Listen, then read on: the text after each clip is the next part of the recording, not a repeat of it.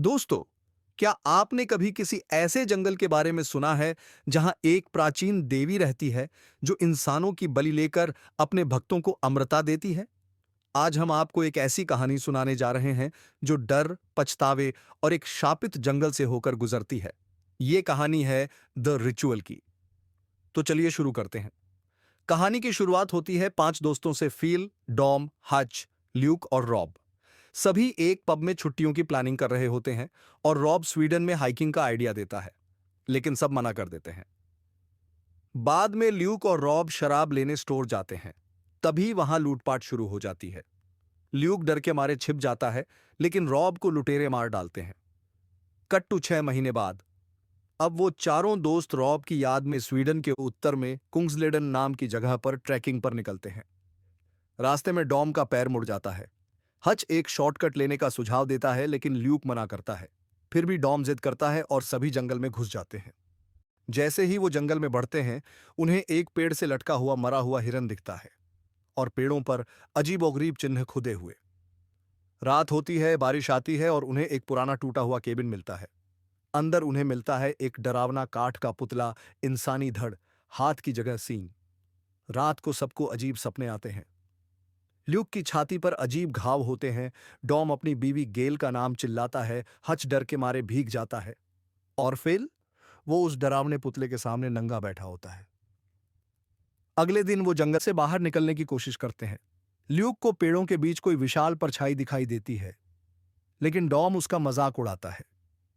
रास्ते में उन्हें एक बहुत पुराना टेंट मिलता है, जिसमें एक वॉलेट होता है जिसका एटीएम कार्ड 1984 में एक्सपायर हुआ था।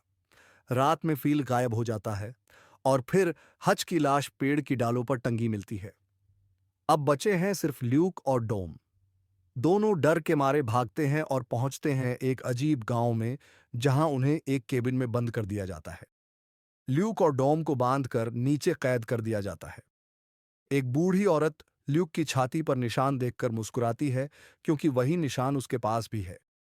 डॉम कहता है कि उसे बलि दी जाएगी और ल्यूक को भागना होगा।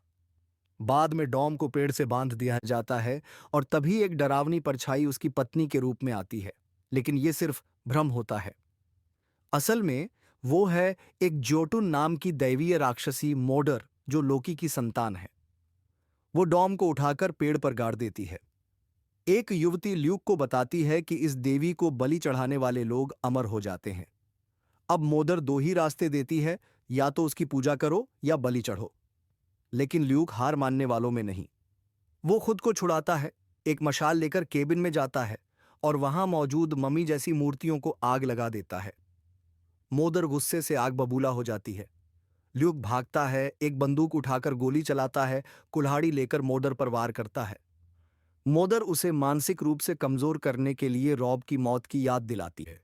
उसे जमीन पर झुकने को मजबूर करती है, लेकिन ल्यूक इनकार करता है और आखिरी बार कुल्हाड़ी से वार करके भाग जाता है।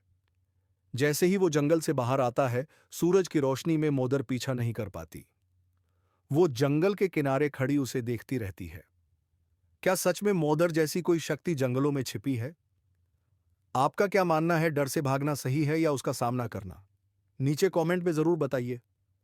वीडियो अच्छा लगा हो तो लाइक करें, शेयर करें और सब्सक्राइब करना न भूलें।